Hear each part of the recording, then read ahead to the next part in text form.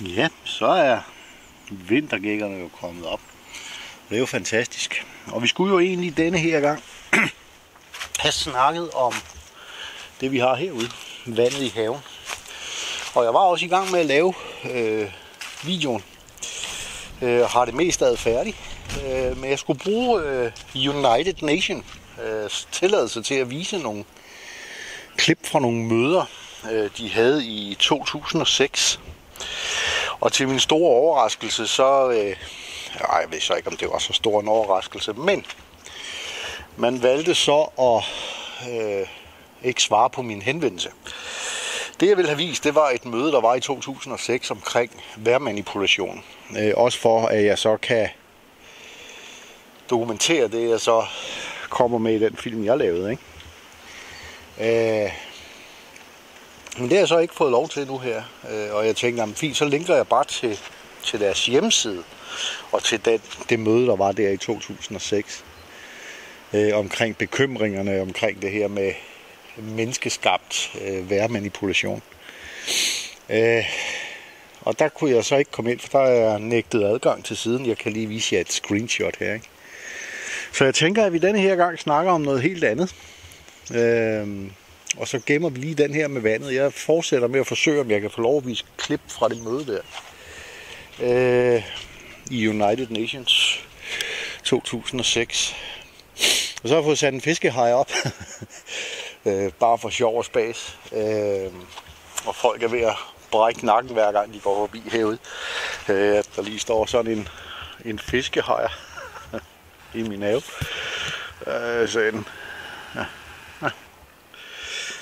Så står den fint der. Så jeg tænker, at jeg lige her i sidste sekund lige laver et helt andet emne. Om hvordan vi... Fordi vi er jo godt klar over, at når vi når april, maj måned, så stopper regnen. Så stopper det med at regne, så kommer der ikke mere vand. Og så kan vi gå og slås med tørke i flere måneder. Så jeg tænker, at jeg viser, hvordan jeg vil løse det problem med vandmanglen. Ikke? Så lad os kigge på det i stedet for. Så kom første portion planter hjem, og jeg må stå med en lygte herude, fordi vi er lige ved at lave om på en kontakt og sådan noget. Og den ene, det er jo barrodsplanter, og det er den, der er her. Resten, de er i potter.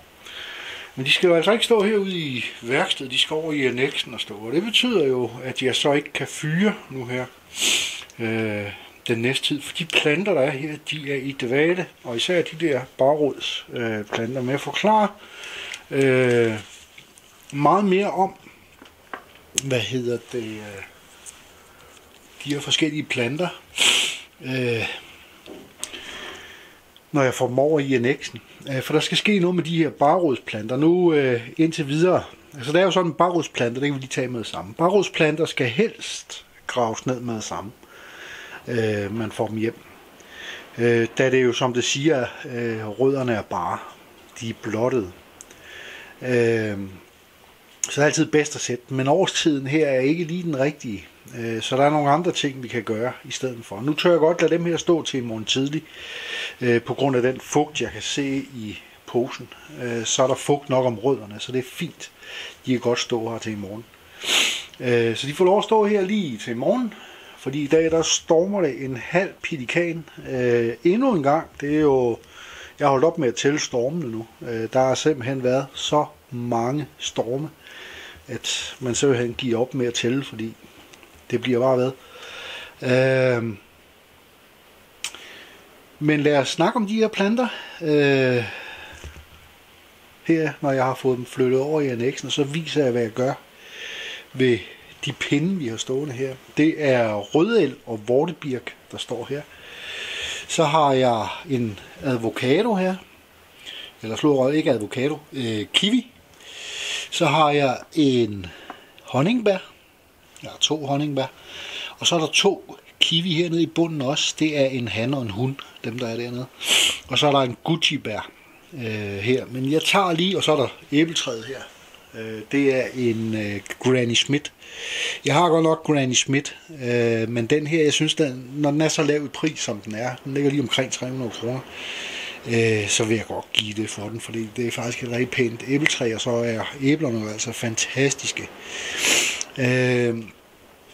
Men lad os tage det, når jeg lige får dem flyttet over i anneksen. Så skal jeg have plantet min avocado af. Så jeg skal jo selvfølgelig have den op af posen.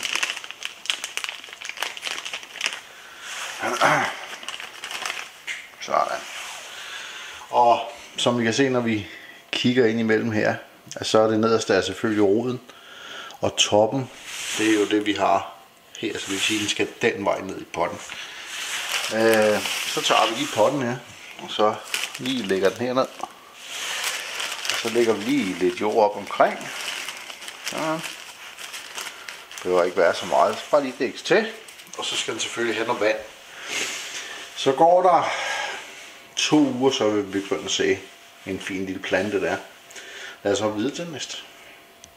Så fik jeg flyttet planterne herud, hvor de så skal stå indtil videre. Det betyder jo, at jeg ikke fyrer ud længere. Vi kan se på chiliplanterne, jeg har derude, de er mærket af, at der har været fyret, og så er der koldt igen. De er i dvale nu, og det betyder, at jeg kan klippe dem lidt tilbage, når temperaturen begynder at stige, og så vil de komme igen. Min avocado derinde, der kan ikke rigtig lide det, men den skal nok komme igen. Ingen af planterne her er døde, selvom de ser døde ud. De er simpelthen i dvale. Og det er egentlig forkert at give dem lys her nu, men jeg lader dem bare køre.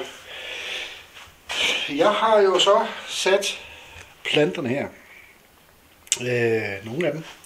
Så har vi jo de her barrodsplanter, som jo meget gerne skulle ned i potterne her. Der skal jeg lave 20 af dem. Det er en blanding af jord, spagnum og sand, der står her. Og det er sådan rimelig fugtigt. Men lad dem lige stå og tage temperatur, så temperaturen bliver den samme, som den er herinde. Jorden her, den henter jeg jo udenfor. Jeg blander den udenfor. Så det er en lidt anden temperatur. Så det vil sige, at hvis jeg tager planterne her, propper derned i med det samme, så er der endnu en temperaturforskel, som kommer lynhurtigt om de små rødder. Ikke? Så det skal vi helst undgå. Helst nogenlunde samme temperatur. Fordelen ved det her er, at jeg så kan holde dem fugtige. Jeg kan holde øje med fugten i jorden. Ikke? Men de planter, jeg har her, det er jo nogle af dem, der skal ud og stå i haven. Vi har gutibær her, og som man kan se her, så ser det jo altså ud som om, at det er ret dødt. Det er sådan med gutibær, at om vinteren, når den går i vinterdval, den smider altid sin blad lige ned. Og det gør den for at danne et beskyttende lag mod frost for rødderne. Planten her er ikke død eller noget som helst. Jeg har så gået og kigget planten godt efter i sømne, og ser, at det er en fantastisk plante, den her, fordi den har altså bær siddende her. Så den har altså haft bær her sidste år. Så det fortæller mig, at det er en plante, der giver rigtig godt. Altid når du kigger på sådan nogle bær og sådan noget, buske, kig efter, om de har haft sat bær før. Så er det altså et godt tegn, fordi så er det en, der bare vil give noget at spise. Det kan jeg jo så ikke se på kiwiplanterne her. Og jeg har 3 forskellige sorter af kiwi. Vi kan se, stammen den ligner jo kiwifrugten med de her små hår på. Ikke? Den jeg har her, det er Jenny. Og Jenny, det er en selvbestøvende plante. Ligesom vores chiliplanter er selvbestøvende, så er den her kiwisort også selvbestøvende. Jeg har så en han og en hund. Her står hannen, så vidt jeg husker. Men så kan jeg lige se det på mærket her. Jo, det er hannen, der står her. Og hannen havde en knækket gren lige her. Den har jeg så kørt ind, så den ligesom er samlet igen. Og så regner jeg med, at den godt kan nå at sætte sig sammen igen. Men ellers meget fint eksemplar af planten, og den skal nok også give godt, den her.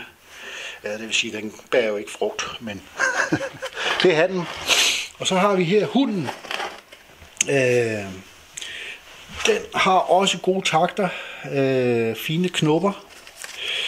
Skal jeg lige se, for jeg kan ikke huske, hvad den hed. Det er Pivot, hedder den der. Og denne her hedder Atlas. Atlas han. Howard hund, så det er rigtig fint. Så har jeg herover, og der skal jeg lige sige, at planterne her, de er meget våde. Så de har fået rigeligt med vand, så man behøver ikke, man går bare og holder øje med, at de stadigvæk er fugtige. Så har jeg så 2 her. Det er 2 forskellige sorter af honningbær. Og vi kan se, at der er også gode takter på den. Den har fine knopper.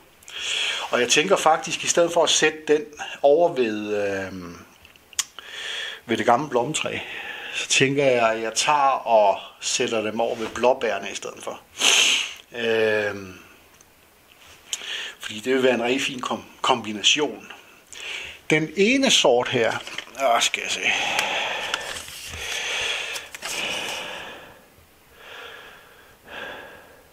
Borealis hedder den. Borealis. Den er høj på C-vitamin. Og den anden, det er det her med mange af de her svære navne, hvor man knækker en masse. Soika, den er høj på D-vitamin. Så der skal man, når man finder honningbær, at man lige tjekker ud, hvad ligger det. Nogle af dem ligger sådan rimelig jævnt i både C og D-vitamin. Så er der nogen, hvor det bare er C-vitamin-bomber, og så er der nogen, hvor det er D-vitamin-bomber. Sådan nogle træer her, synes jeg jo, buske, som det jo er, synes jeg jo, vi skal have i danske haver, da de kan være i vores klima. Og så har den jo altså vitaminer til os, naturlige vitaminer.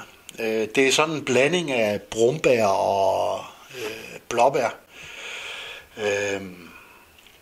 Og er ganske fantastisk at gå og spise, ikke? Så de her 2, de ryger altså over, hvor jeg har mine blåbær. Og så de andre, de ryger over ved det gamle blommetræ. Så har vi den her, og det er jo Granny Smith, æbletræet, ikke? Der har jeg jo også 2 derinde, der bare er pinden, en enkelt pind, ikke? Fantastisk æbletræ. Den har også rigtig fine takter, ikke? De nye skud. Så den ser også rigtig fin ud. Og er også meget våd. Så ingen grund til at vande foreløbig. Men hold øje med det.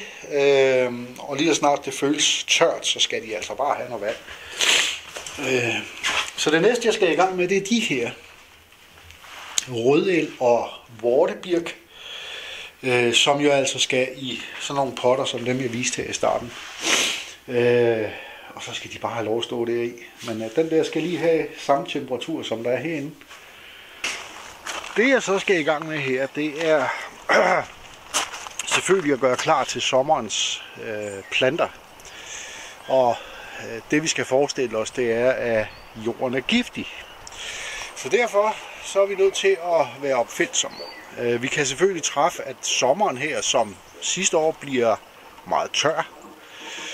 Så derfor vil det jo altså være rart, hvis vi havde nogle vandingsfri planter stående. Og det kan vi nemlig godt lave sådan noget her. Her det er sådan en stor potte. Balje. Jeg har købt, jeg tror det var sidste år. Og så har jeg boret et enkelt hul. Et lille bitte et. For den skal jo selvfølgelig ikke kunne dræne for hurtigt. Det gør ikke noget, det sådan siver lidt, hvis det bliver en våd sommer. Så skulle den jo gerne kunne komme af med noget vandet. Men den skal også kunne holde på det, hvis det bliver en tør sommer. Og der så vælger jeg en sort pot. Og grunden til at jeg vælger en sort pot, det forklarer jeg lige om lidt. Det jeg så skal bruge i bundlaget som det første, skal jeg se om jeg kan få det her apparat til at stå ordentligt. Der er så mange knapper på det stativ her, at man skal næsten have en hel studentereksamen for at bruge den. Nå, jeg tager lige og drejer lidt her, sådan. Nu ser vi ned i potten, og der er jo altså kun lige det der enkelt lille hul. Jeg har jo planen om, at den skal stå her, Og den her har jeg tænkt mig skal fyldes med persille. Så det første vi skal bruge, det er det der er i den spand herovre. Det er hø, det er halm, og der er en lille smule kaninmøg i, der er også lidt spåner i. Det betyder ikke noget, så når vi alligevel renser op hos vores dyr, så kan det altså bruges til det bundlag, der skal være. Har vi ikke det, så kan vi selvfølgelig bruge halm, hø, hvad vi nu lige kan få fat i hos dyrehandlerne. Og det her kan altså også sagtens laves inde i København på 5. sal, hvis man har en altan. Ikke? Men vi skal have halmen hernede i. Halmen og hø, det er ind. Bare ved med det. Og det skal selvfølgelig lige mixes rundt. Og nu mangler jeg lige den, jeg skal bruge til at mixe med. Så lige 2 sekunder. Sådan. Jeg kunne ikke lige finde min mixepind, så jeg har taget nogle gummihandsker på i stedet for. Så håber jeg, at der er plads nok. Den løb lige tør for diskplads. Nu tager vi lige og gør det her. Så har vi selvfølgelig lige at brede det ud her. Og det, som halmen og høvet og alt det her gør, er jo, at det har en rigtig god evne til at opsamle vand. Og det komposterer jo samtidig. Så det vil sige, at vi gøder vores planter nedefra. Her der er næring nok til hele sommeren. Det næste vi så gør, det er, at vi lige tager og lægger noget papir ned. Det her det er bølgepap. Den sørger for, at der ikke er noget coating eller noget som helst. Bare det er så rent, som det nu kan blive. Der er også sådan noget mellemlægningspapir her, man bruger, når man sender pakker og sådan noget. Bare væk med det. Så er der et lille stykke pap her. Også fuldstændig rent. Kom også der. Det er samtidig med til at holde på det vand, der er hernede. Og det er et naturprodukt, og det komposterer også sådan her. Så skal vi have noget ned, hvor vi kan opsamle rigtig meget vand. Og det bedste vi kan, det er selvfølgelig noget brænde, vi har haft liggende.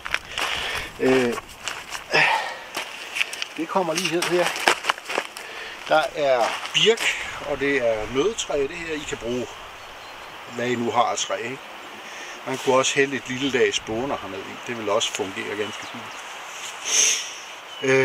Så nu har vi sådan set lavet hele vandingssystemet her i potten. Ikke? Det sidste vi jo så skal have, det er jord. Og det vil sige, at nu skal vi ikke bruge lige så meget jord, fordi den har jo altså alt det hernede. Og skulle vi så få en tør sommer, så træet her, det suger jo vandet til sig. Og rødderne vil begynde at arbejde sig ind i træet og hente vandet derindefra. Noget andet, der sker, nu hælder jeg lige en lille smule jord på. Jeg har bare valgt den her Pinstrup. Den bliver bare hernede.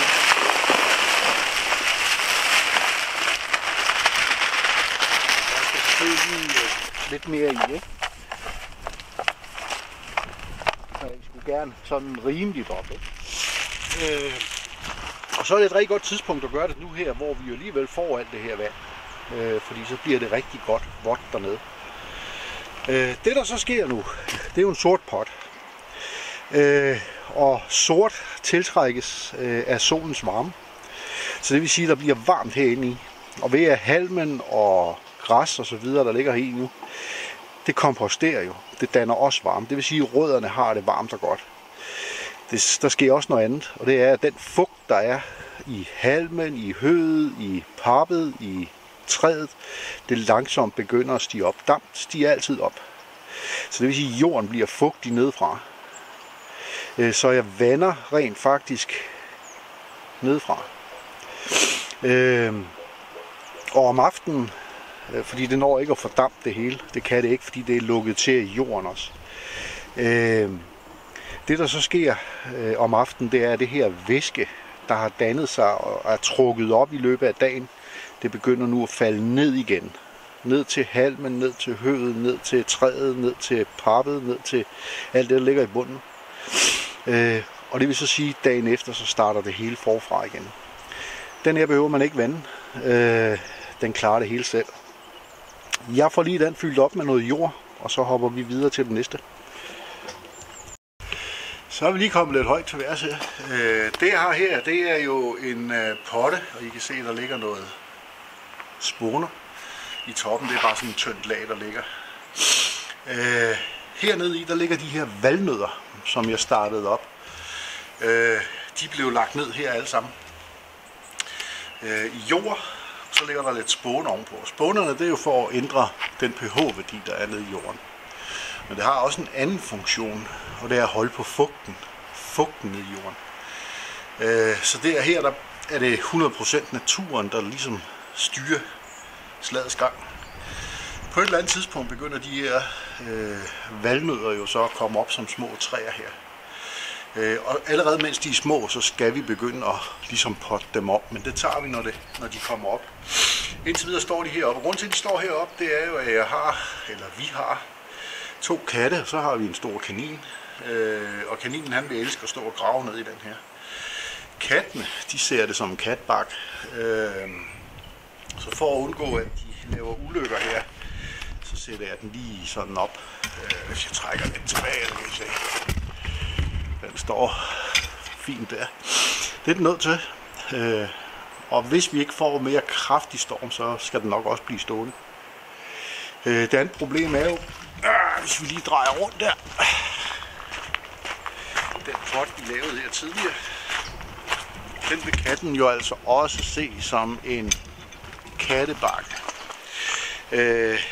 Og der kan vi så gøre det, at vi, som det er her nu, der er vi nødt til at bare holde øje med katten, og så lige få den jævet væk, hvis det er, at den laver ulykker, ikke? Men hvis den først har fået rigeligt med vand, så kan vi tage lige og lægge noget husholdningsfilm hen over potten. Så skal vandet nok blive i potten her, ikke? Og så bruger de den ikke som katbakke imens. Lad os så videre til det næste.